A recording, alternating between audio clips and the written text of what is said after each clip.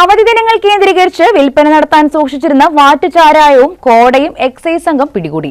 Karunagappally excise range അധികൃതർ നടത്തിയ പരിശോധനയിലാണ് കുഴിത്തുറ ഭാഗത്തു നിന്നും ചാരായവും വാറ്റുപകരണങ്ങളും പിടികൂടിയത്. ആലപ്പാട് കുഴിത്തുറയിൽ ഡ്രൈഡേയിലും ലോക്സഭാ തെരഞ്ഞെടുപ്പ് ഫലം വരുന്ന ദിവസങ്ങളിലെയും വിൽപ്പന ലക്ഷ്യമിട്ട് സൂക്ഷിച്ച 15 ലിറ്റർ വാറ്റുചാരായവും 210 ലിറ്റർ കോടയുമാണ് പിടികൂടിയത്.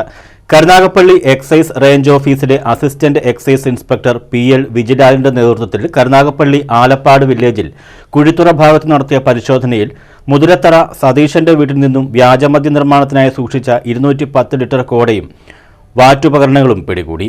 ഇയാളുടെ പേരിൽ കേസെടുത്തിട്ടുണ്ട്.